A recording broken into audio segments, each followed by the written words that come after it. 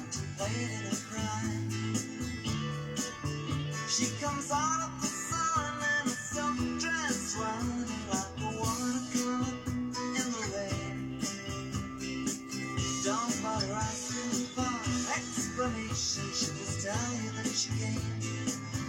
in the year of the cat. Oh, beauty, I don't mean that. Anything I'm loud. Era. But those who are less or L. Stewart. The China me Year of the Cat. Year of the Cat, boy. Then they be done in beauty. And the draw Year of the Cat, you try down. Era go up. She's a she yakim dying more way to the I came ma. Japan Maji, you came out to it. Fuji Asanoma, the more like it. I don't know cheap me. To I guitarine, to Naganya will like guitarine. Go to Malalan down I chama. Take me to Subia. I came up to the sheet of Yabi, she, go mammy, Mojo, she, go Johnny, she, go Johnny, you are a Mojo a go in. To ne, the more the to like here. That now go Mojo, Yabi, a Coney Win or Yaula Jarebo, where. Muyano, a chanema. A chiniani, Clarida, to Suala. A chinoa, but do so mammy, do let my may no? And I got them all like Doma, a show the two. Else T.Y. Year of the Cat, Year of the Cat ball. Eroma, oh,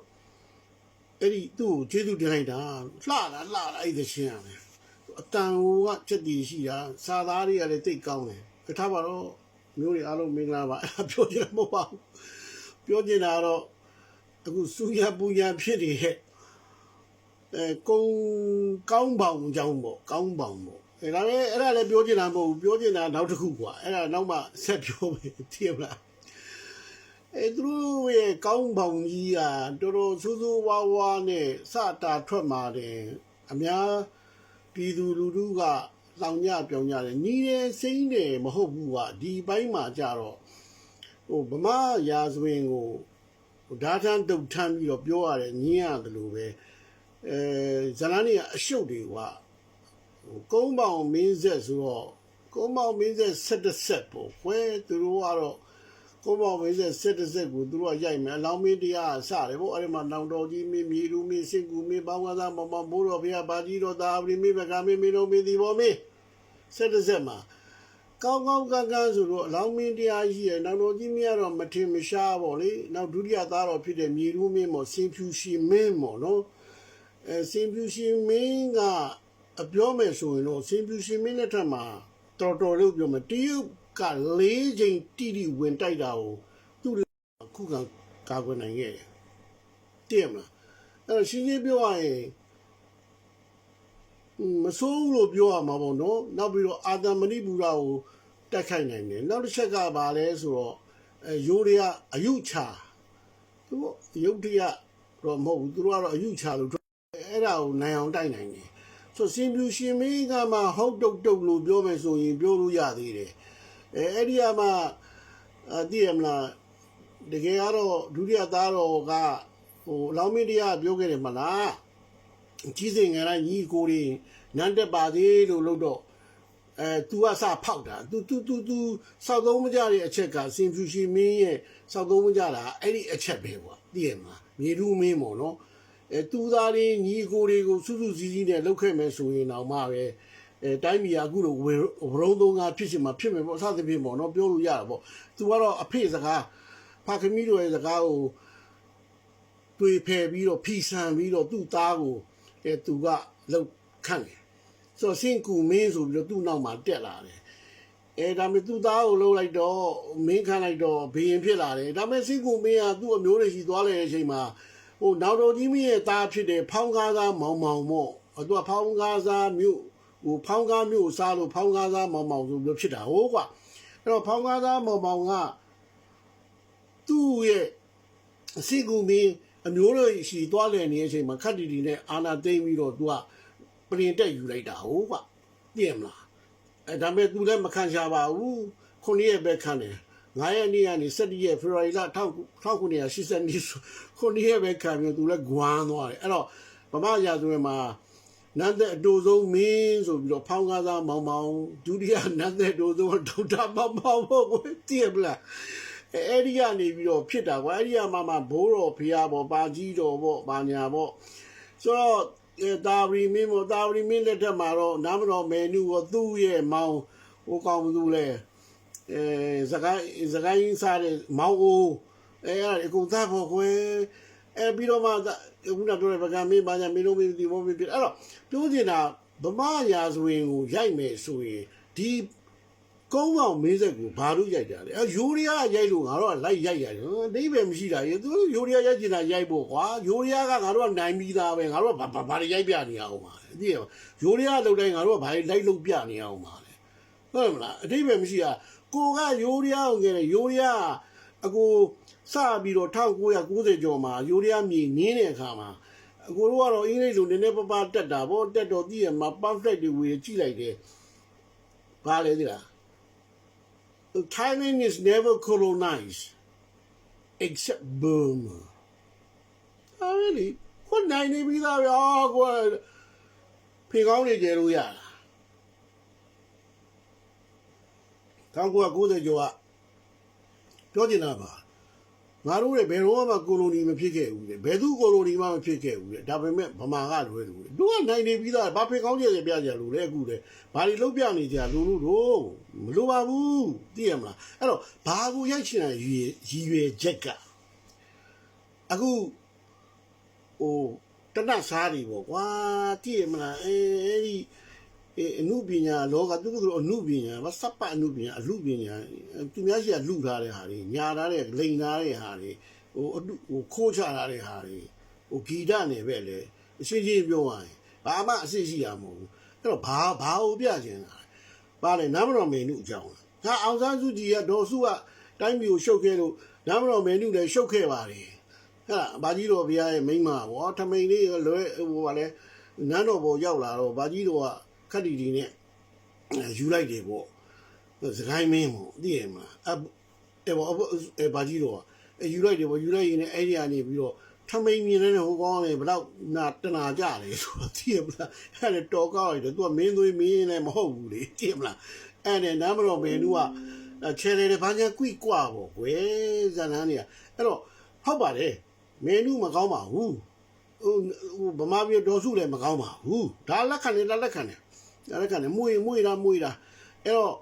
ဘသူအကြောင်းရိုက်ချင်တာအဲ့ဒီအားကိုမိမောင်းထိုးပြ spotlight လုပ်ချင်တာလား highlight လုပ်ချင်တာလားရိုးရားကိုဟိုပြန်လဲပြီးတော့ခုခံခြေပချင်တာလားသို့မဟုတ်ဗမာလူထုပြည်သူလူထုရဲ့အမျိုးသားရေးဟဲ့လားစိတ်တက်ကြွဖို့ခိုင်မာဖို့ကိုယ့်မျိုးကိုချစ်ဖို့ကိုယ်တိုင်းမျိုးကိုချစ်ဖို့ဆိုရင်ကုန်းပေါင်းမင်းကိုမရိုက်နဲ့တောင်ကူခီကိုတော့ရိုက်လိုက်တပင်ရွှေတီးကြောင်ရိုက်အဲ့ဒါအဓိပ္ပာယ်ရှိတယ်အခုကဘသူ့ကိုပြောချင်တာလဲဒေါ်စုကိုပြောချင်တာလားနာမတော်မယ်နုနဲ့နိုင်ရှင်ပြီးတော့ရိုးရားကိုစော်ချင်တာလားဘသူ့ကိုပြောချင်တာလဲဘာလဲရည်ရွယ်ချက်ကသိရမလားဟိုဘာလဲရှင်ဦးပုတ်လားဟိုဖုံးတော်ကြီးအကြောင်းပြောချင်တာလားရှင်ဦးပုတ်ကတကယ်တော့လားသူ့ကိုပြောချင်တာလားဘန်ဒူးလားစစ်သူကြီးကိုပြောချင်တာလားအဲ့လားဘန်ဒူးလက်ဦးဒနုလက်ဦးဘုံမှန်တော့ပြောချင်တာဘယ်အကြောင်းကိုပြောချင်တာလဲဘန်ဒူးလားဒနုကသူ့လက်ဦးဘုံမှန်နဲ့အဲ့အကြောင်းပြောချင်တာဘသူ့ကိုပြောချင်တာဟာတော်တာတွေကအများကြီးရှိရနော်အလောင်းမင်းတွေကတော်တယ်ဘန်နူလာတော်တယ်နော်အဲ့ဟိုတော်တာတွေသိမပြောဒါပေမဲ့သူတို့နောက်ဆုံးကြတော့ဘာဖြစ်လဲအဲ့ဒီကုန်းပေါင်မင်းဆက်မှာပဲ17ဆက်မှာပဲနောက်ဆုံးဘာဖြစ်လဲတို့တိုင်းပြည်ဟာပထမအင်္ဂလိပ်မြန်မာစစ်ပွဲဒုတိယအင်္ဂလိပ်မြန်မာစစ်ပွဲတတိယအင်္ဂလိပ်မြန်မာစစ်ပွဲရန်နဘိုးစာချုပ်ဘာညာကွိကွာတဲ့တီဘောမင်းပါတော်မူဘာညာပေါ့ဟုတ်လားအဲ့ဒါနားမတော်မယ်နုမျိုးဆက်ဖြစ်တယ်စူဖျားလက်ကလည်းပါလေဒိုင်းကင်နဲ့သူတတ်တာပဲဘိုက်ကြီးနဲ့ဒိုင်းကင်ကိုတတ်တော့ရများမင်းရတယ်ဟဲ့လားသူတို့တွေလည်းပြန်ခန်းရမှာမဟုတ်ဘူးလားအဲ့တော့နားမတော်မယ်နုအမှန်ဥစ္စာဖြစ်တယ်ဟိုတာဝရီမင်းနောက်တက်လာတဲ့လူကမတတ်ပါဘူးတာဝရီမင်းဆိုတာဟိုဘာခေါ်လဲအလောင်းမင်းတရားရဲ့သရုပ်လာသားတော့သိရမလားသူမလောက်ပါဘူး तू ကဟိုဘရုံမင်းပေါ့ကွယ် तू ကမလောက်ချ sorry ဘိုးတော်ဖျားပေါ့ဘိုးတော်ဖျားရဲ့နောက်မှာsorry ဘာကြီးတော့နောက်မှာတက်တယ်တာဝရီမင်းဟိုဘိုးတော်ဖျားဗဒုံမင်း sorry မအောင်မယ်ငါလဲအဲ့တော့တာဝရီမင်းလက်ထက်မှာတာဝရီမင်းဘာကြီးတော်ရဲ့မိန်းမဖြစ်တယ်အဲ့ဒီနမ်းမတော်မင်းတို့ तू မတတ်ဘူးပထမနောက်ပိုင်းကျမှ तू တတ်တာရေနစ်ပြီးတော့တတ်တာသိရမလားမောင်လည်းထောင်ထဲမှာတတ်ပလိုက်တယ်ရိုက်တတ်ပလိုက်တယ်ပြီးရောအကုန်တတ်ပြတာတာဝရီမင်းကတော်တော်ဆိုးတာအကုန်ရှင်းတာ तू ကအဲ့တော့သူတို့မျိုးသက်ဖြစ်တယ်အခုဟာလာစုဖျားလာကြောင့်ဘသူကြောင်းရိုက်ချင်ဘာဟိုပြချင်အဲ့ဒီထဲမှာတို့ဗမာတွေအတူယူစရာအားတက်စရာအဲ့ဒါစိတ်တက်ကြွစရာမပါဘူးတယောက်တတ်ဖြတ်ကြတာပဲဟိုဒါရှင်းပြောရင်လောင်မီဒီယာကောင်းတယ်နောင်တော်ကြီးမင်းကောင်းတယ်သိရမလားဒါပြောလို့ရနောင်တော်ကြီးမင်းဆိုလည်း3နှစ်ပဲဆက်ခံခဲ့တာကွာဟိုမြေလူမင်းကဒုတိယသားတော်မှာနည်းနည်းပြောမယ်ဆိုရင်9နှစ်10နှစ်လောက်ရှိသေးတယ်စင်ကူမင်းကနည်းနည်းကြာတယ်သူသားအဲ့လိုစင်ကူမင်းဟိုတခြားနေရာကိုသွားနေချိန်မှာသူ့ရဲ့တူဖြစ်တဲ့လူကဦးလေးဖြစ်တဲ့လူကဖောင်းဝသားမောင်ဝင်ချတယ်ဘာလဲတရားမတရားချကြခုတ်ကြတက်ကြပြက်ကြလူကြရစ်ကြတာပဲမဟုတ်ဘူးလားနောက်ဆုံးပြောမယ်ဆိုရင်ကွာဟိုဗကံမင်း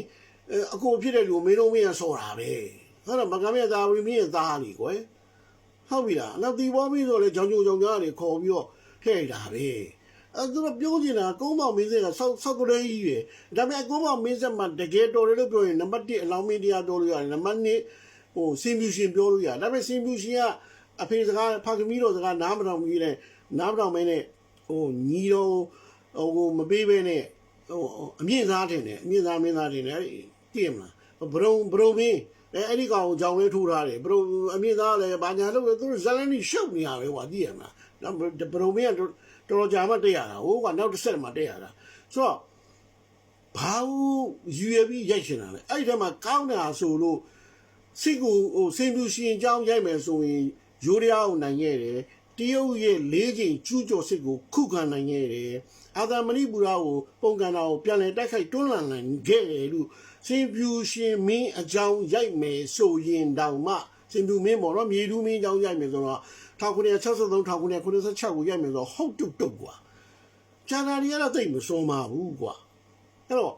အခုကလည်းလှုပ်ရှားနေအဲ့မှာဆွေစင်တိုက်တို့ကတော့ငါတွေ့ဆွေစင်တိုက်ကြီးရတယ်ကွာဟိုတူဘူးချင်းတယောက်ချင်းဆိုဆွေစင်တိုက်ကတော့သူတို့ဗမာရုပ်ရှင်လောကမှာနိုင်ငံသားတွေပဲတွားပြီးပညာသိချပါတင်လာတော့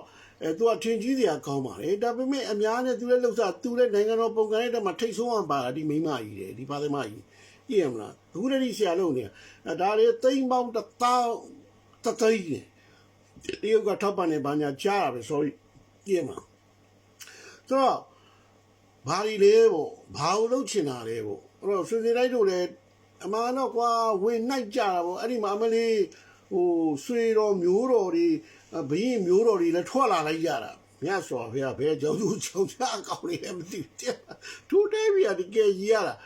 ငါဟိုတတိယဖရတယ်ကြီးရတာသိရမလားဘာလဲဆိုတော့ဟိုဖြတ်ပြောလိုက်အဲ့လိုအယူတွေလေအဲ့ဒီမျိုးသမီးကသူအားတဲ့အကုန်သိနေရတဲ့နတ်ပြည်ကိုလည်းသူစိတ်နဲ့ရောက်နေရတယ်အခုနတ်ပြည်မှာစစ်ဖြစ်နေတယ်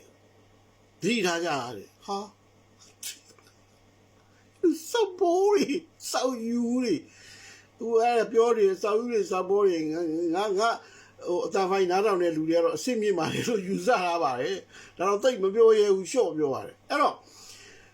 ငါပြောချင်တာကဒီမောင်တက်ပါတွေမဲတက်ပါတွေကဘာလို့ပြောချင်ဘာလို့လှုပ်ချင်မှန်းကိုမသိဘူးသူတို့ခေတ်ကြမှာအခုကုန်းပေါင်ဝါကုန်းပေါင်ဟာလာဗမာလူကြီးခုနပဲအခုမနေ့ကပဲရေးပါတယ်ကုန်းပေါင်ရေးကုန်းပေါင်ဖြစ်ပေါ့ကုန်းပေါင်မင်းဆက်ပေါ့ဗမာလူကြီးမြန်မာလူပေါ့သူတို့ကမြန်မာပေါ့အသိယူနာပဲစကလုံးမျိုးလေဗမာလူမျိုးဗမာစာနဲ့ရေးတယ်ပေါ့ကွဒီလူပဲနားလဲဗမာလူမျိုးဗမာစာဆိုအကိုတို့သိခဲ့တာဗမာနိုင်ငံဆိုတော့အားလုံးကိုပြောတာ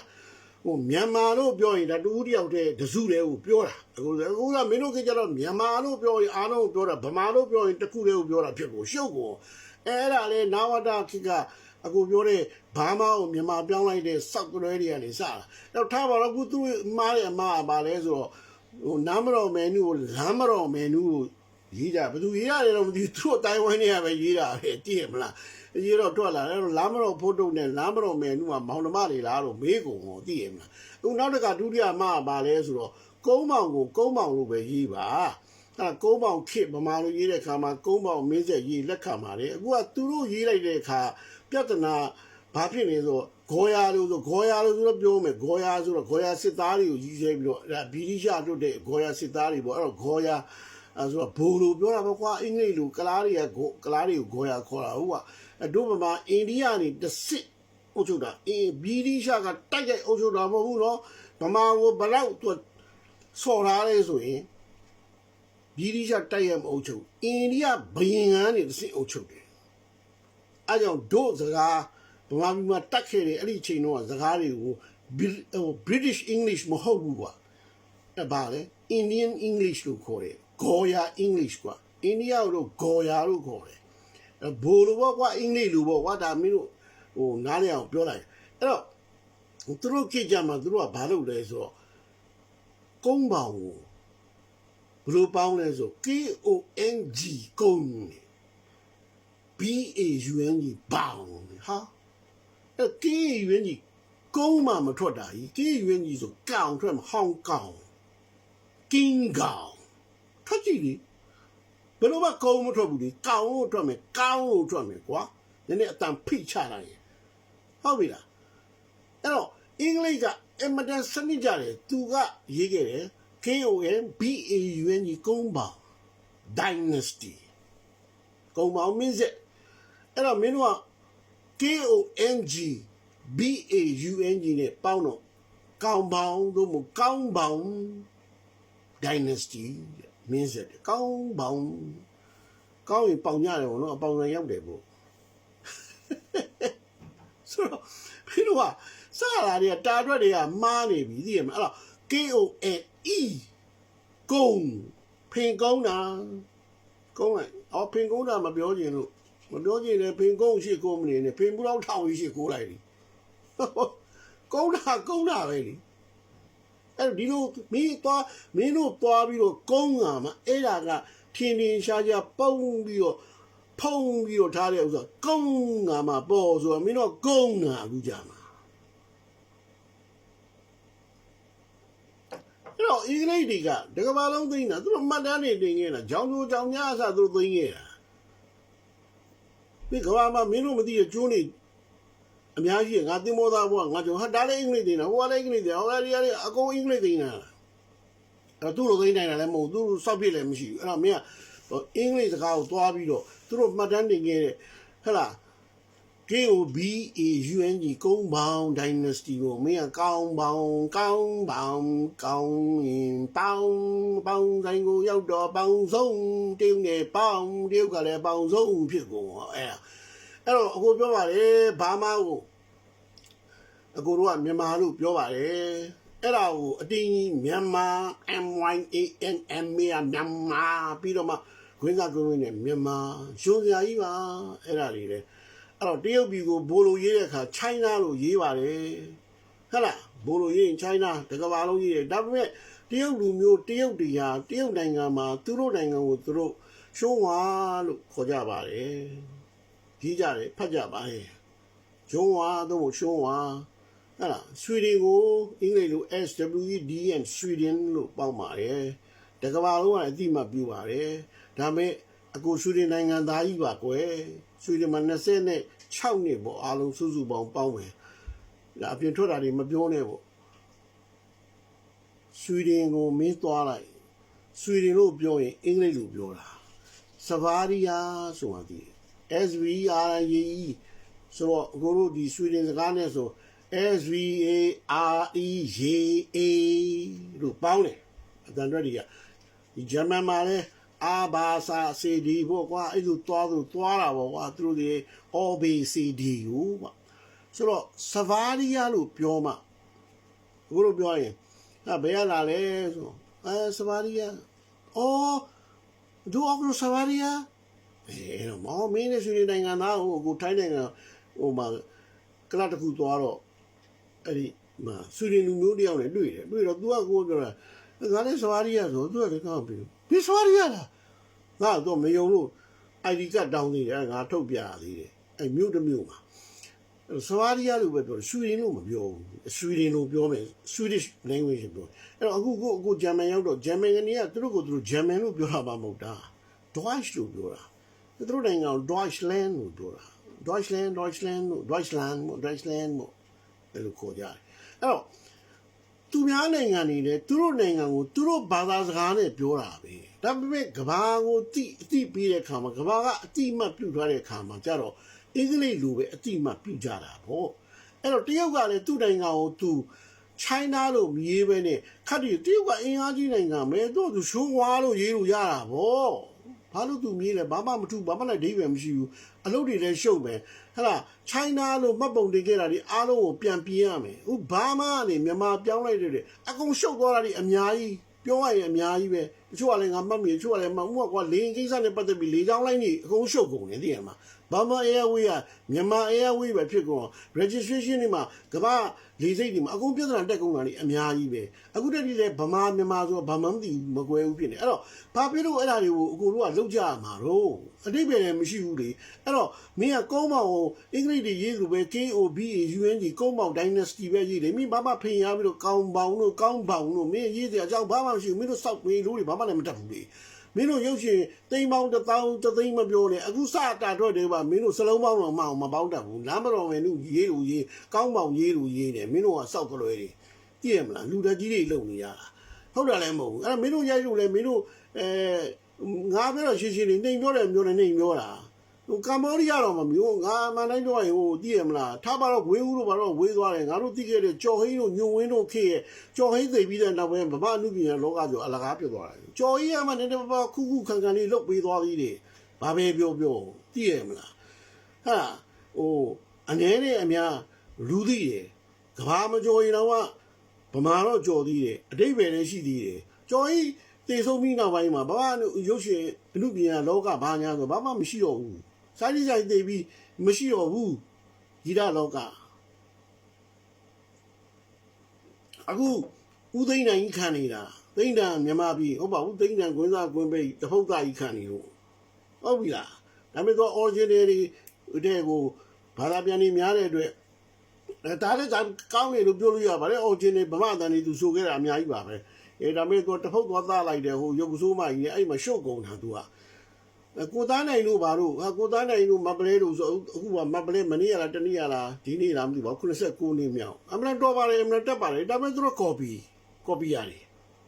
သူတို့တိုးလို့မရဘူးနိုင်ငံခြားမှာလည်းတိုးလို့မရဘယ်မှမတိုးလို့မရဘူးဒါပေမဲ့သူတို့တော်တယ်နော်မတော်ဘူးလို့ပြောနေရမဟုတ်အဲ့တော့ဗမာရုပ်ရှင်လောကကလေဒါပဲလေဟိုကနေခိုးဒီကနေခိုးဟိုကနေဖြတ်ဒီကနေဖြတ်ပြီးတော့ရှောက်လုံနေဘာမှ original ရှိတာမဟုတ်ဘူးဟိုတော့လို့သိရမလားအဲ့တော့ဒီလူတန်းကအခုအဲ့ဒါကြီးကိုရိုက်အောင်မယ်နောက်သူတို့ရိုက်မယ်ကုန်းပေါက်ပေးတဲ့ဆိုတော့စောက်တလွယ်ကြီးသိရမလားဟိုမင်းနှစ်ပါးတော့ပဲကောင်းလားကျန်လာစောက်တလွယ်ကောင်းနေကြီးပဲနောက်ဆုံးသိရမလားမင်းတို့ကတောင်မင်းနဲ့တော်ပါလေဒါပေမဲ့သိရမလားမိမရှုပ်တာတွေအများကြီးမင်းဆိုလည်းပြောမနေနဲ့သိရမလားဇလန်းတွေကရှုပ်နေရပဲဒီဘောဆိုလည်းတကယ်တဖုတ်သားဦးကြောင်ညာ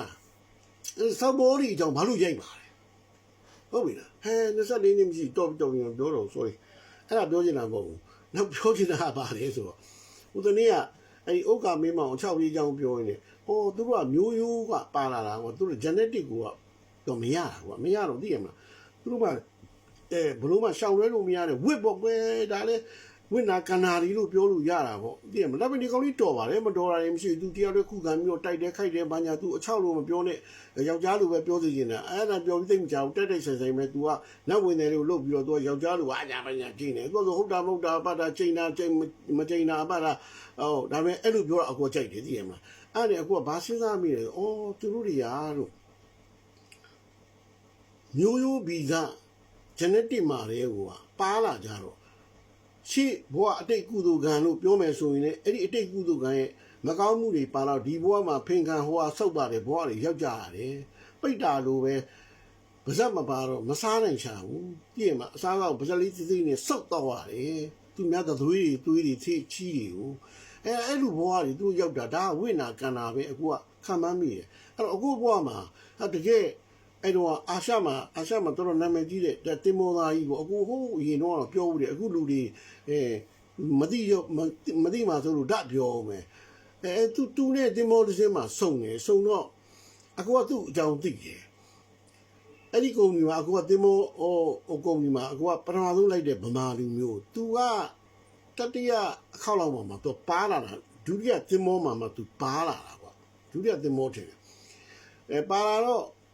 အခုနဲ့သူကသူ့အခုကတည်တယ်သူစင်ကာပူမှာနာမည်ကြီးသူကသူ့နာမည်ကဘုတ်တဲ့ကပတိန်ဘုတ်တဲ့သူ့နာမည်ခေမောင်ဝင်းလားခေမောင်ဆိုးလားဘာမှမသိနာမည်သုံးလုံးမေ့သွားပြီဒါပေမဲ့သူ့ဘုတ်လို့ပဲတည်တယ်သူအချောက်ကြီးသူဒါပေမဲ့အချောက်ကြီးဆိုပေအခုလိုမဟုတ်တောက်ဖြန်းတော့သူကကြီးအရက်ကလည်းရှိအကိုထက်တောင်မြင့်နေတယ်သူကတောက်တင်းသူက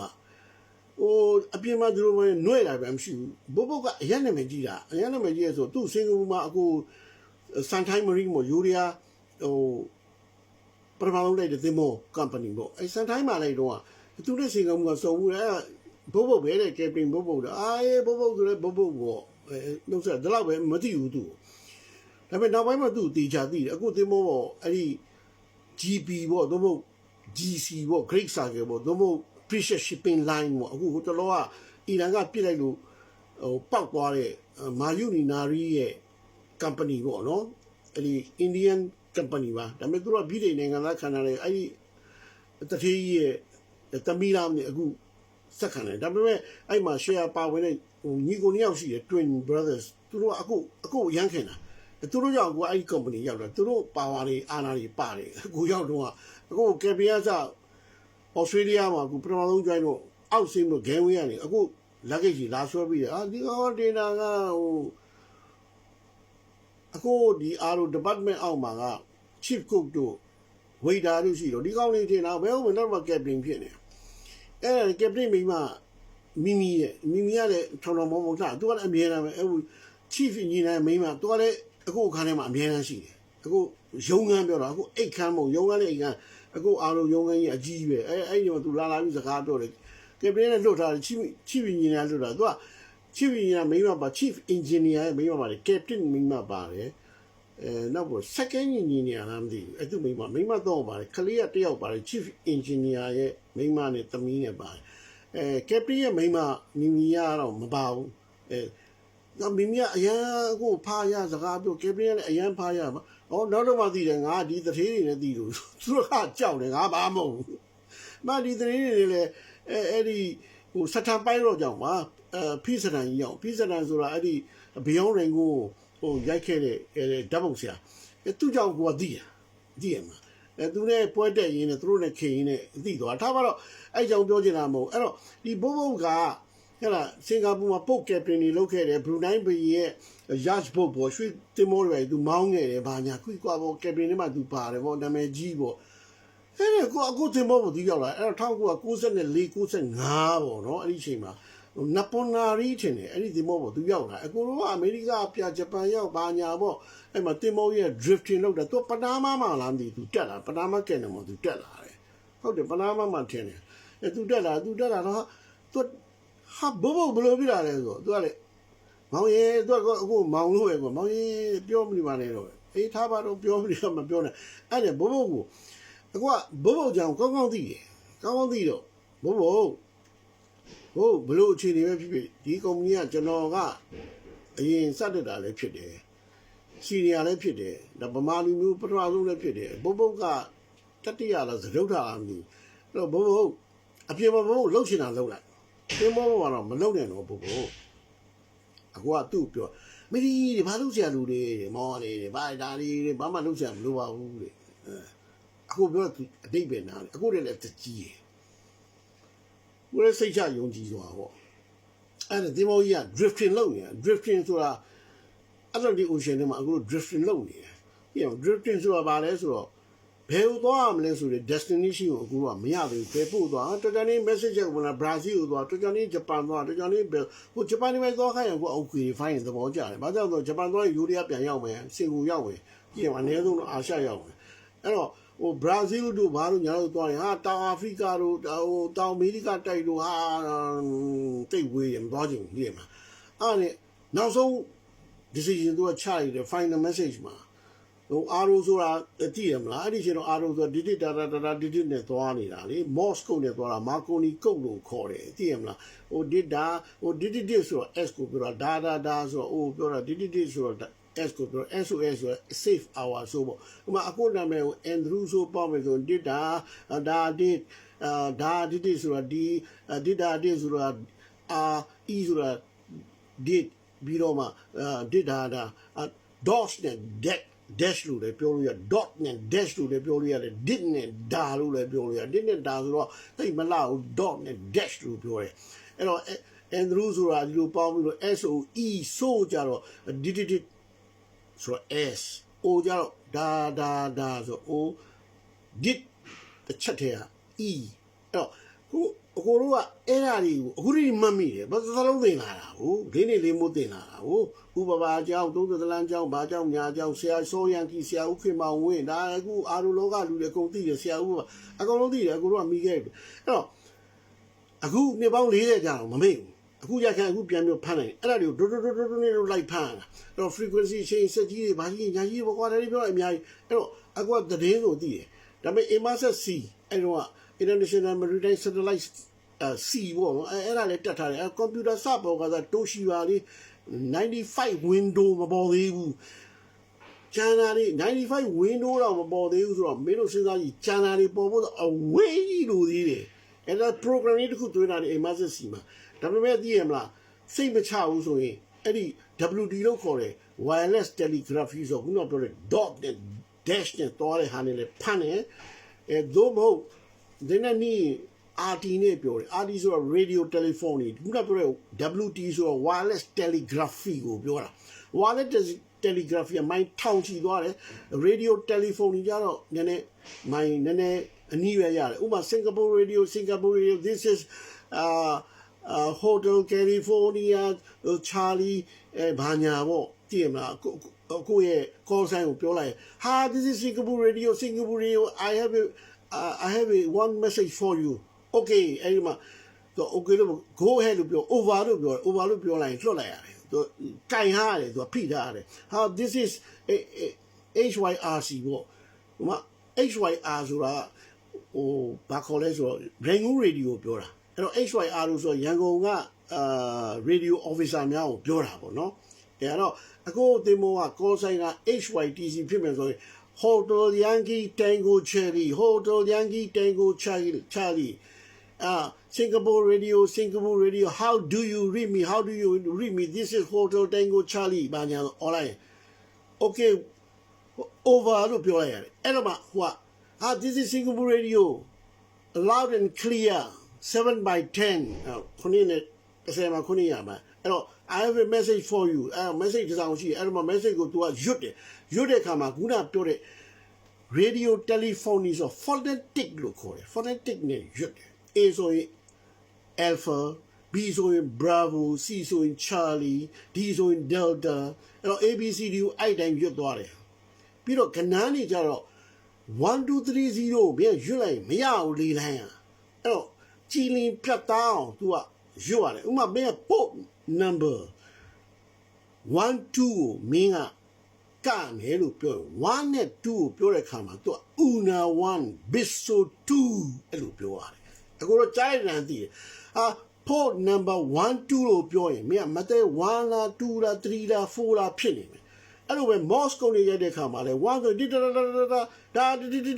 ကြအဲ့တော့1လား2လားမကွက်ပြန်မီးရဟဲ့ဒီဆိုမင်းပြန်ရိုက်စမ်းဆိုအဲ့တော့မဟုတ်ပြန်ရိုက်ပို့နံပါတ်လောတော့တင်မအလောင်းဆိုင်လုံးမှာကက်လွဲတော့သိပြီးငါပြဿနာတက်မှာဟာအာရဝဖမ်းလာပညာပြဿနာအာရဝပြဿနာကြီးသိရမှာအဲ့တော့ radio telephony မှာလဲခုနဒီ phonetic ကိုအကိုတို့ကကုတ်တီနဲ့ပြောကြတာဒါအာရုံလောကအဲ့တော့ဘာပဲပြောအကိုကတင်မမှာ in charge ပဲလေလာသာပေးတာလဲငါပဲလေအချိုးရေးပေးတာလဲငါပဲအရက်ပေးတာလဲငါစလိတ်ပေးတာလဲငါသိရမှာဆက်သွယ်ရေးလဲငါ Catherine department ကိုခေါ်တဲ့ချီကိုအောက်မှာဘွိုင်လေးကောင်ရှိတယ်ဝေတာလေးကောင်ငါလည်းအောင်ငါချက်ချင်းဖြုတ်ရမယ်လို့မနေ့ကမင်းညောင်းလိုက်ဆိုညောင်းလိုက်ငါ့ကိုမင်းစလူရိုက်မနေ့ဆို9နိုင်ခွဲဆိုလက်ပိတ်နေလာပြီးတော့အခါတကားလာခေါက်ရတယ် Good morning sir အလေးပြုရတယ်သက်ကလားမရအောင်အသေးလေးပြုပြီးတော့လက်ပိတ်အဲ့လက်ပိတ်ဘရောမတော့ဘူးငါလွတ်ပလိုက်တာဒါပေမဲ့ငါ့ကိုနှိုးခိုင်းတာအဲ့ဒီကောင်ချိန်တတ်ရင်ငါက over time ပေးတယ်တနာရီကိုမင်းက $4ရမယ်$5ရမယ်မင်းတစ်လဆိုနေတဲ့ပတ်စံမဟုတ်ငါပေးတယ်ငါပေးချင်ပေးမယ်မပေးချင်ပေးဘူးငါစိတ်ကြည်ပေးမယ်မကြည်မပေးဘူးအဲ့တော့ငါမကြည့်ဘူး next protocol sign off ငါတကြီးတော့ပြောတယ်ဒီကောင်စောက်သုံးကြအောင်လို့ပြောတယ်ခုနတော့အဲ့ကောင်ညောင်းအဲ့တော့အဲ့ဒီအောက်ကကောင်တွေငါအသေးဖားတယ်ဘယ်သူတွေလဲအထူးသဖြင့် Catherine Department ကကျန်တဲ့လူတွေကလည်းငါဖားကြတယ်ဒါပေမဲ့ကျန်တဲ့လူတွေကလည်းငါဖားတယ်ဘာကြောင့်ဖားရလဲသိလားစလိတ်ငါကင်တာအချိုရငါကင်တာအရက်ငါကင်တာအဲ့ဒါ bonded store လို့ခေါ်တယ်အဲ့ bonded store ကငါလက်ထဲမှာအကုန်ပိုင်းရတယ်လို့ရတယ်မပေးဘူးကွာငါမရဘူးကွာအဲ့သူတို့ရောက်ရင်သူတို့ကမှတ်ထားတယ်ပြီးတော့မှသူတို့လာလာတဲ့နှုတ်တာအဲ့ဒီစေးုံနဲ့ငါခိုင်းတာ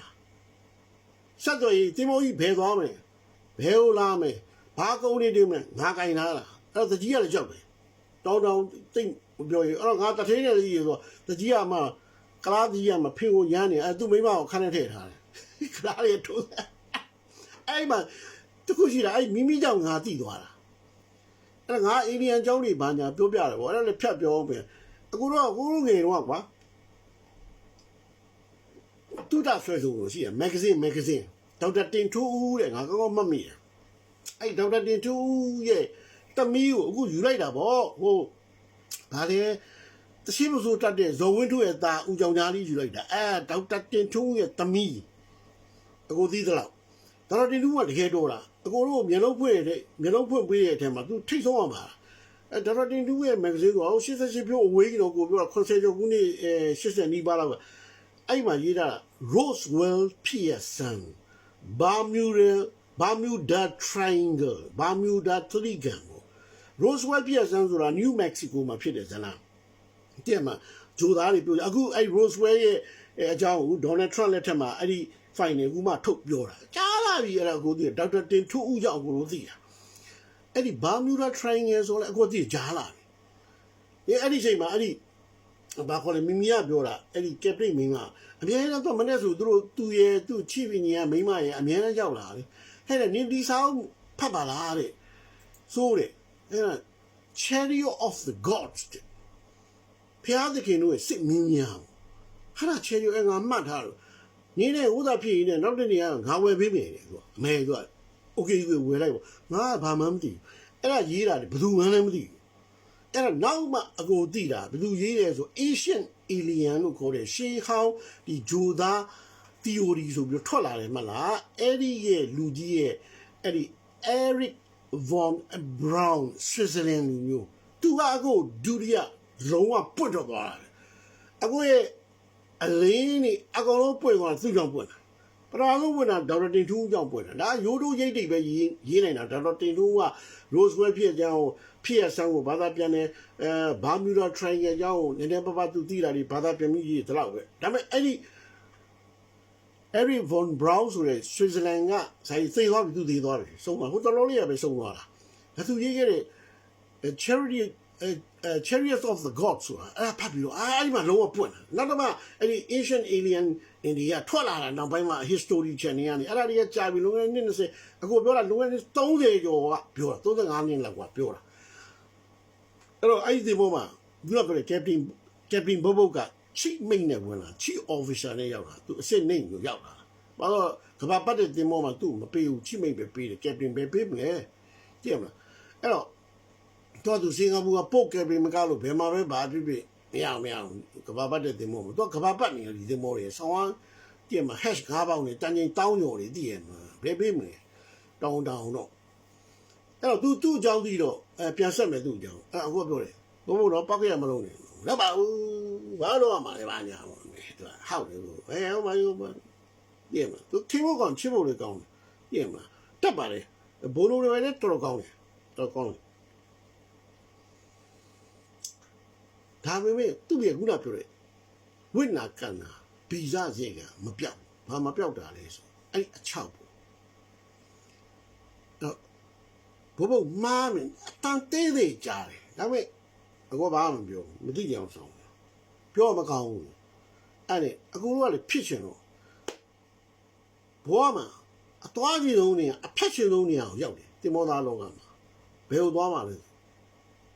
ကျူပါဗမာလိုရေးတော့ကျူပါအင်္ဂလိပ်လိုရေးတော့ CUB Cuba ဒါပေမဲ့စပိန်စကားပြောသောနိုင်ငံဖြစ်တဲ့အတွက်စပိန်အတန်နဲ့ထွက်ရင်ကူဘာမှတ်ထားတော့အတန်ထွက်တဲ့ အရင်အရေးကြီးတယ်ဟိုတနေ့ကငါနားထောင်တယ်မနေ့ကဟိုကောင်ပြောနေမြောက်ကလာရင်ခွဲယုံနဲ့မြောက်ကလာရင်ခွဲယုံမြောက်ကလာမှာရင်ခွဲတာကြပြီးတော့ရောက်သွားတာလားတေးသွားတာလားမြောက်ကလာပတ်ရင်ခွဲယုံ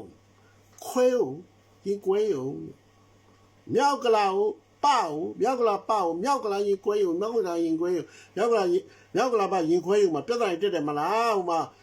ဆောက်ပြဿနာတက်ကြတယ်ဘာမှလည်းကြည့်အလောင်းတို့တော့အမှန်တန်ဆင်းရဲတဲ့အလောင်းဘာညာတို့တည်တယ်မလားကွာမင်းတို့တိုင်းပြည်ကငှားကြက်တီတုံးတယ်အဲ့ဒါဟိုကောပြောတော့မြောက်ကလာရင်ခွဲယုံလို့နိမိအခုရှင်းလေးပြောတာအခုကြောင့်လည်းအဲ့ကိုသွားမယ်နိုင်ငံပါလေဗမာလိုရေးတော့ကျူပါအင်္ဂလိပ်လိုပြောတော့ကျူပါစပန်နစ်လိုတန်ထွက်တော့ကူပါအဲ့ဒီဟာဗနာမြို့တော့ဟာဗနာဆေးပြင်းလိပ်ဆိုကြားဘူးကြလိမ့်မယ်အခုမျိုးတွေအဲ့ဒီကိုပထမဆုံးသွားတယ်အဲ့တော့ဟာဗနာကိုသွားဖို့အတွက်မြို့တော့ကျူးဘားနိုင်ငံမြို့တော်ကိုရောက်ဖို့အတွက်အကိုတို့ဟာဘယ်ကိုဖြတ်မလို့ဘာမြူဒါထရိုင်ဂယ်ဒေါက်တာတင်ထွန်းဦးရေးခဲ့တဲ့အဲ့ဒီသူရေးလို့ဖတ်ခဲ့ရတဲ့အတိရခဲ့တဲ့အဲ့ဒီတရိကန်နေမီယူကိုဖြတ်ရမယ်နာမည်အရင်ကြီးဘာနာမည်ကြီးလဲဆိုတော့လူရကစမသင်္ဘောကြီးပျောက်သွားတယ်အဲ့ဒီသင်္ဘောကိုလိုက်ရှာတယ်လေးမြန်အဲ့ဒီမြန်ပျောက်သွားအဲ့ဒီမြန်ကိုတိုက်ရှာတယ်အဲ့ဒီမြန်မှာပျောက်သွားတယ်အဲ့ဒီဘာမြူဒါထရိုင်ဂယ်ကြီးကဘာကြီးလဲ mysterious ကြီးစမ်းကြယ်သောအရာကြီးအဲ့ဒီရဲ့ရေအောက်မှာဂျိုသားစခန်းတွေရှိတယ်ဘာညာကွိကွဇလန်းတွေအများကြီးပေါ့ကွယ်ဆိုတော့ဟာရေခုံတာဟောအဲ့တော့ဘာမြူရာထရိုင်ရဲ့ဗမာရှိတာလဲဆိုတော့ကျူးဘားနိုင်ငံနဲ့ဟာဗနာမြို့တော်နဲ့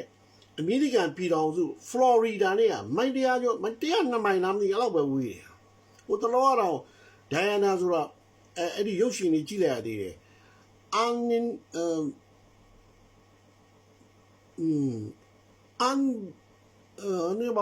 Arnold Benson သူရိုက်သွားတာနောက်ပြီးတော့ Jodie Foster နဲ့ Arnold Benson မင်းသမီးကြီးတွေ Jodie Foster အရင်တက်ကြည့်သွားပြီအဲ့ဒီအမျိုးသမီးကဟို Diana ဆိုတဲ့အမျိုးသမီးတယောက်ကကျူးဘားနေပြီးတော့အဲ့ Florida မိုင်းတရားကျော်ကိုလက်ပစ်ကူတာအဲ့ဒီ biography ရိုက်ပြသွားတာအရင်မိုက်တာပဲဆိုတော့ညနေမိုင်ဝေးတယ်ဒါပေမဲ့ကျူးဘားဒီဘက်မှာရှိတယ် Florida ဒီမှာဖလော်ရီဒါကျူးဘားကဒီလိုဒေါင်းလိုက်ဘယ်ဘက်ဒေါင်းလိုက်သွားတယ်ဒါပေမဲ့အဲ့ဒီဖလော်ရီဒါဒီမှာရှိတယ်ဖလော်ရီဒါဒီဘက်မှာဘာမြူဒါဟုတ်ပြီလားနောက်ပြီးတော့ဒီဘက်မှာဘာရှိလဲဆိုအဲ့ဒီကာရစ်ဘီယန်ကျိုးတွေရှိတယ်ဆိုတော့ဘာမြူဒါရဲ့ကာရစ်ဘီယန်ရဲ့ဖလော်ရီဒါရဲ့သုံးခုဒီလိုဆိုင်တဲ့နေရာအဲ့လိုဒီသမုတ်တရားအဲ့ဒီကျကသုံးဝင်ဆိုင်နေရာကိုဒီဘက်မှာ Mexico Gulf ဆိုတဲ့ Mexico ပင်လယ်ကွေ့ရှိတယ်အဲ့ဒီဘာမြူဒါtriangle ကိုဖြတ်ပြီးတော့မှအကိုတို့ကကျူးဘားနိုင်ငံဟာဗနာမြို့တော်ကိုရောက်တာသဘောပေါက်လားကိုပြောတာဆိုတော့အကိုကအရင်နေရင်းနေခုန်နေတာအဲ့ဒါအကြီးမိန်းမမိမိကမနေ့တိုင်းတော့စကားပြောနေကြလက်ဖေးလာတောက်နေကြဆိုတာအဲ့ဒီနေ့ဘာလို့ trying ငါသိငါလောင်းတင်းနည်းနည်းပပတိလာတယ်ငါ့ကိုကြားပြောလို့လေအဲ့ဒီစာအုပ်ကလည်းငါ့ကိုကြားပြောရတယ်နင့်ကငါဝယ်ပြီးမယ်နော်โอเคဝယ်ပြီးပါပေါ့အဲ့ဒီအခုဖြတ်တော့ဘာကြုံရလဲဆိုတော့အခုအရင်နေရင်ခုန်နေတာအခုအရင်စိတ်ဝင်လာလားပြည့်မလားအဲ့ New Mexico တော့ Roswell ဖြစ်ဆန်းဂျိုသားရင်ပြုတ်ကြတယ်ပကံပြားပြန်ရင်ပေါ့ကွာ U4 လို့ခေါ် U4 ဆိုတာအမျိုးအမည်မသိပြန်တန်းနေသောရင် unidentified flying object လို့ခေါ်တယ်အင်္ဂလိပ်လိုအဲ့ဒါကိုဒိုးတွေကဗမာမှုပြုလိုက်တယ်ပကံပြားပြန်ရင်ပကံပြားနဲ့လို့ဆိုတော့အဲ့ဒီပြတ်ကြတဲ့ New Mexico က Roswell တော့အကိုကူတည်းမြောက်ဘူးပါဘူးဒါပေမဲ့ Bermuda Triangle တော့အသွားပြန်ဖြတ်ဘူးတယ်ဗျာဘောမှာဒါကတော့မတ်သားပဲအခုပြောဘူးရမလား Suez Canal ဖြတ်ဘူးတယ် Malacca Strait အချိန်ဖြတ်ဘူးတယ်ပနာမာတူမြောင်ဖြတ်ဘူးတယ်အခုဘောမှာဒါတည်းအထင်ကြီးရတယ်ဒီမောသားလို့ဘောမှာဆိုတော့အဲ့ဒီကိုဖြတ်တော့ဘာထူးခြားလဲဆိုတော့အကိုကငါတင်မောရွေးပြောသွားမလားဖေကဲပါမြတ်စွာဘုရား Jesus Christ fucking လို့လာရှိမြကဲတော့ဘူးဟိုဆောင်းစိတ်ဝင်လာတာဆောင်းရန်နေ excited ဖြစ်တာသိရမလားအဲ့ဒီချိန်မှာအခုအလုံးတော့အဲ့ Timor Deck ပေါ်မှာတော့ bridge တင်မောပေါင်းရနေဟာ ဘဘုတ်ချင်းတော့အပေါ်တော့ဘဘုတ်ကြည်စမ်းပါအောင်ဟီးဒီဘာဖြစ်နေရလဲနေရတယ်ဘာမှဖြစ်ဘူးလေသူလည်းပြောင်းဘူးသူလည်းဒါပထမဆုံးချိန်ဖြစ်တာပြည့်မှာဘို့ဖေမရညီညီနေတော့ကြည့်ရမပြောင်းပေးစမ်းမပြောင်းလည်းကြည်ဘာညာမောတိမထူးကြတာတစ်ခုပဲတွေ့ရဒါအမှန်တော့သစ္စာစကားပြောတာရေရာဒီဝါနေပင်နေပြီအခုဖြတ်တယ်ဟာရေဒီဝါနေနဲ့ဘို့အင်းဟုတ်မှာအဲ့မြောင်ဟိုကစင်ကြီးကြည့်မလားအမဓာတ်ပုံတွေပါအဲ့ကင်မရာတွေလည်းမရှိတော့ဘူးကွာအဲ့ဓာတ်ပုံတွေအဲ့တော့နှစ်မိုင်သုံးမိုင်လောက်ကျတော့စိမ့်သွားတယ်နောက်နှစ်မိုင်သုံးမိုင်ကျတော့ပြာသွားတယ်နောက်နှစ်မိုင်သုံးမိုင်ကျတော့နီသွားတယ်ဟာထူးထူးဆန်းဆန်းကြီးရတာတော့အခုပင်နေထဲမှာအဲ့ဒီအချိန်တော့နေရ9 5နှစ်လောက်ရှိနေပြီပင်နေကြီးမျိုးစုံတွေ့ဘူးလေဒါပေမဲ့ဘာမူရာတရိကန်လို့ခေါ်တဲ့အဲ့ဒီထူးဆန်းတဲ့ mysterious အဲ့ဒီပင်လေပြင်ကြီးမှာတော့ရေကဝါလိုက်ညီလိုက်ပြားလိုက်စိမ့်လိုက်ဖြစ်တာတော့မျက်စိနဲ့မြင်ဘူးလား I swear the fucking whiskey စိတ်ဖြစ်ရပါလေတကယ်ကြင်ပြောတာဒါပေမဲ့ဘာမှမဖြစ်အဲ့ဒီဟာဗနာရောက်နေရပဲနေတယ်အဲ့ဒီနောက်တစ်မျိုး San Figo အဲ့ဒီကိုရောက်တယ်အဲ့ဒီမှာဘုံစံအောင်ပြောချင်တာဘုံငါချွတ်မယ်ဟိုတင်ဘုံလိုက်ခဲ့ကလပ်သွားမယ်ကောင်မကြီးများခီးဘွားတကယ်လားဟိုအခုလည်းထပ်သွားခြင်းအရန်သွားခြင်းတွေမှာဂျပန်ပါတယ်ခီးဘွားပါအရန်တော့အမဲမလည်းရှိတယ်အဝါမလည်းရှိတယ်မျက်လုံးအပြားလည်းရှိတယ်ရွှေအောင်စပင်းတွေမျိုးစုံပဲဟာအခုကလည်း Spanish တော့ mucho gracias လောက်တက်တာမြန်မိုလောက်တက်တာဒီဘာတိတ်တက်တာမဟုတ်ဘူးအဲ့ဒါကဥဆောင်ပြီးထုတ်တယ်အကူကတော့ဆရာကြီးကိုအများနဲ့ဥဆောင်တယ်ဘယ်သင်းမောမှာမလို့ကိုထိတ်ဆုံးကဥဆောင်တယ်နောက်ပြောပြမယ်အဲ့ဒီချားနိုင်ငံနဲ့ Ivory Coast မှာဖြစ်တဲ့အကြောင်းနောက်မှပြောပြအောင်ဟို49မိနစ်ပြည့်တော့စကားပြောလို့မရအဲ့ဒါအကူတော့ဘဘခေါ်ပါဘဘကောင်မတကောင်လည်းပေးရင်ဒီအဲ့ restaurant တော့အဲ့ restaurant owner အဲ့သူသမီးချောတယ်အဲ့ကောင်မှာဒီမှာသူကလည်းပြပြတလဲအဲ့မှာကောင်မလေးခေါ်လာသူကကောင်မလေးခေါ်ခဲ့ဘဘနဲ့တွဲပြီးဘဘဟိုဘက်ဒီဘက်နှစ်ယောက်တွဲပြီးဘဘဟမ်ငါလည်းတော့တတိလွတ်သွားတယ်ဘဘပျောက်သွားတယ်မရှိဘူးဒီနမဇောင်းကြီးကတော့အေးပြန်သွားပြီကိုကမူးအကူကဘယ်လိုလုပ်တာအဲ့ဆိုင်ကိုပိတ်ပြလိုက်တာအဲ့မင်းတခြားလူတွေမခေါ်နဲ့နေ့ဆိုင်ဘယ်လောက်ရှိလဲပေးမယ်အဲ့မှာဒေါ်လာ1200လားမသိဘူးအခုပေးပြလိုက်တယ်ပိတ်ပြလိုက်ငါတို့ရစောက်ကမင်းရောထားမယ်သူကမင်းအဲ့လိုကမင်းကယိုရီးယားကောင်လေးအခုတပည့်ယိုရီးယားကယိုရီးယားလို့ဘလုဘလုနဲ့ပြောထက်တဲ့ကောင်လို့ယိုရီးယားနဲ့ငါပြောတိုင်ဆိုတိုင်တာဆိုတာပဲသိရမှာလုံးဝမကလားတွေငိမ့်လုံးဝအဲ့ကလားတွေဒီအဖုံးနဲ့တွေ့မယ်ငိမ့်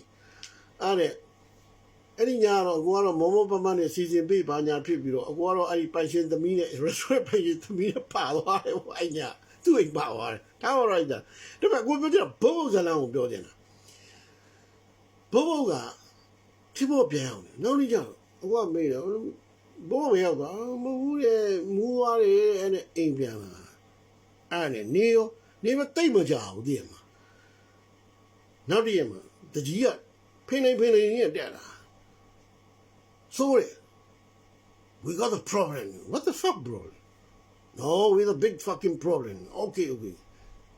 your fucking teammate make a problem huh you did it wrong why don't you tell me I mean, she made out a personal and make out Baloo Pura. You know him. The Pamama said on the deal. Not a beauty. I didn't have to do something on David. Baloo. Boboga, a go Catherine department up. Wait, Ali, how? Blue to a joy. Adinia.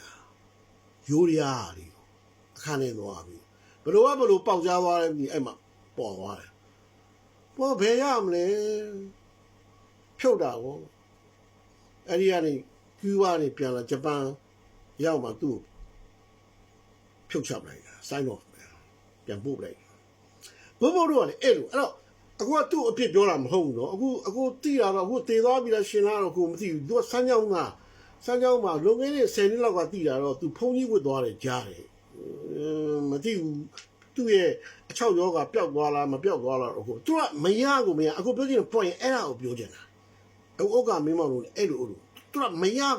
တာအတီးမောဆိုတာသိရမလားအဲ့လိုလုံးလို့မရဘူး ဒါပေမဲ့သူတို့စောက်ကျင်မပြတ်ဘူးသူက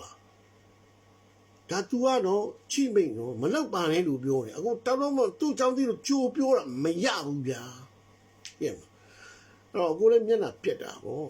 အဲ့တော့တင်မောကနေပြီးအဲ့တော့တင်မောက9လစာချုပ်10လစာချုပ်ပဲလေးပြန်တော့ကုမ္ပဏီရောက်တော့အခုစူဒါကားတဲ့အဲ့တော့ crewman တွေရစူဒါကားကြီးရဲ့တည်ရမလားအခုတတိယကြောင့်သိတော့ဥဒ္ဒါမဖြစ်မယ်နည်းနည်းတော့သူကတာတင်းသွားတော့မင်းတို့ဗမာတွေ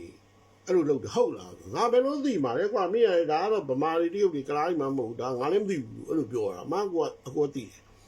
ဆိုပြောနေတာပါလေဆို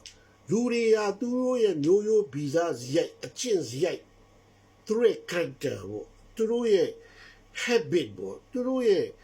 ဘာခေါ်မလဲလုပ်နေကြအလုပ်ပေါ့ကွာ genetic ပေါ့ကွာအဲ့ဒီမပြောက်ဘူးကွာပြည့်မှာအဲ့တော့အချောက်ဆိုလေအချောက်မလို့ဟိုရောက်မိမချင်းဘာညာ lesbian ဆို lesbian မပြောက်ဘူးကွာသူတို့အဲ့ဒါလေးမှတာရအဲ့ဒါလေးမှဂျေနေတာအဲ့တော့တို့တိုင်းပြည်မှာအခုဆိုရင်လေတော်တော်များများစာရေးတာကအစ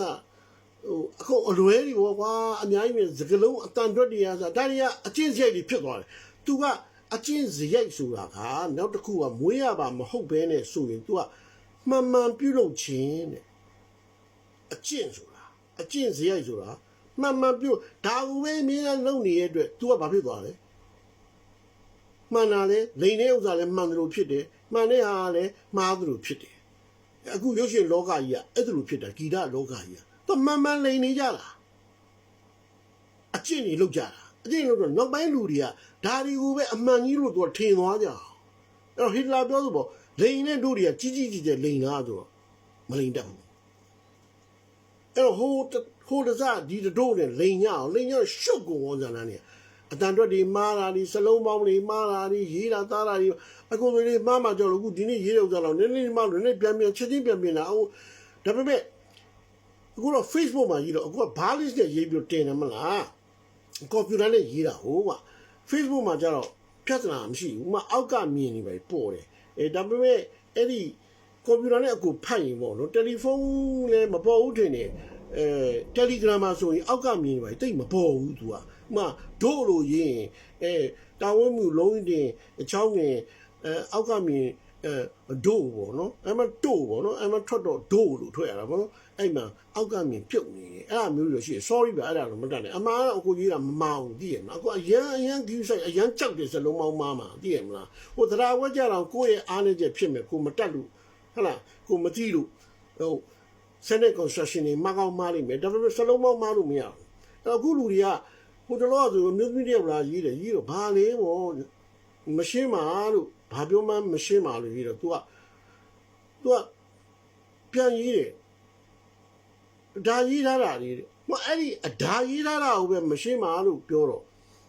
အဲ့တော့ဖြစ်နိုင်လို့အတန်နဲ့ပြော तू အားနာလို့နှစ်ခါကအသားလေးကြည့်နေတယ်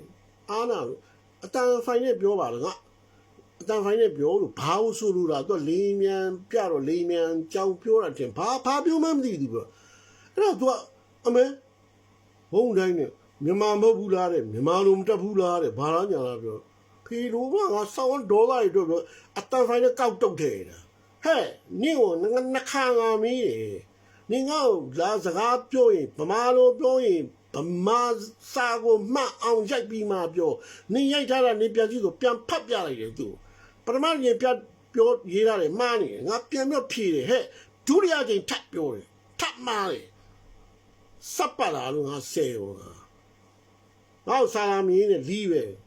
ဘူးမစာလာရေးတာလည်းငါတိတ်ကြိုက်တာမဟုတ်ဘူးဟိုခင်မင်းနဲ့လူတော့ပဲရေး